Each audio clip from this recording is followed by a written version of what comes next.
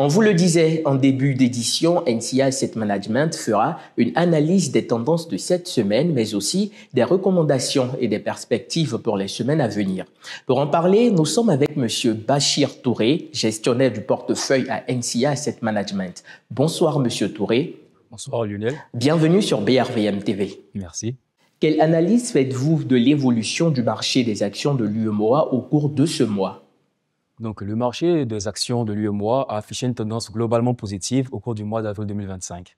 On note une hausse progressive des principaux indices, notamment le BAVM Composite, le BAVM 30, le BAVM Prestige, ont tous enregistré des performances à la hausse, traduisant ainsi une reprise de la confiance des investisseurs.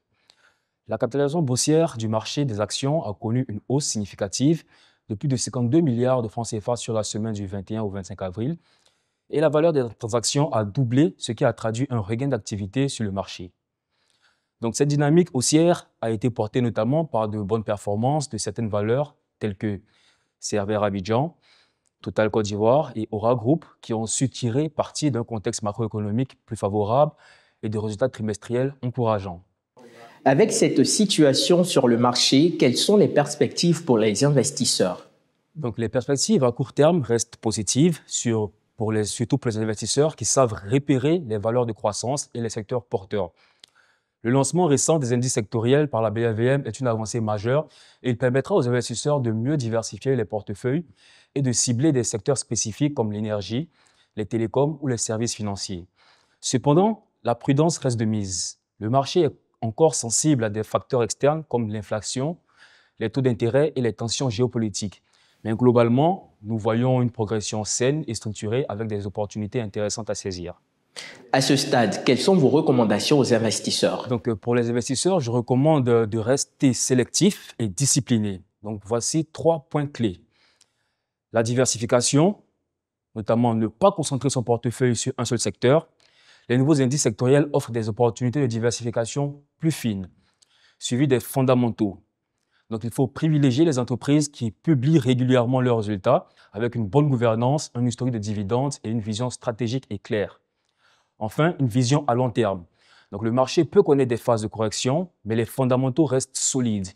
Les investisseurs long terme devraient continuer à accumuler des positions sur les valeurs de qualité. Quelles sont vos prévisions pour les semaines à venir? Pour les semaines à venir, nous anticipons une poursuite modérée de la tendance haussière portée par notamment les annonces de résultats trimestriels, les ajustements de portefeuille institutionnels en vue de la mi-année et l'effet positif de la structuration du marché via les indices sectoriels. Cela dit, des prises de bénéfices pourraient créer quelques phases de consolidation à court terme. Il faudra donc suivre de près l'évolution des volumes et la réaction des investisseurs aux nouvelles macroéconomiques.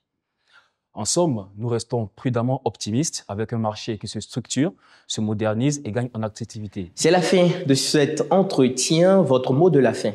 Donc, pour conclure, nous pourrons dire que pour un accompagnement efficace et optimal, nous vous encourageons à vous rapprocher de NCA Asset Management, qui demeure l'un des leaders dans le secteur. Merci. Merci, M. Bachir Touré. Vous êtes gestionnaire de portefeuille à NCA Asset Management. Avec vous, nous avons parlé des tendances du marché. C'est la fin de cette édition. Vous pouvez retrouver l'interview sur le site www.brvmtv.org. Et pour refermer les portes de ce journal, Dave Ramsey enseigne que la paix financière n'est pas l'acquisition de choses, c'est apprendre à vivre avec moins que ce que l'on gagne afin de pouvoir redonner de l'argent et avoir de l'argent à investir. Excellent week-end à toutes et à tous et à très bientôt.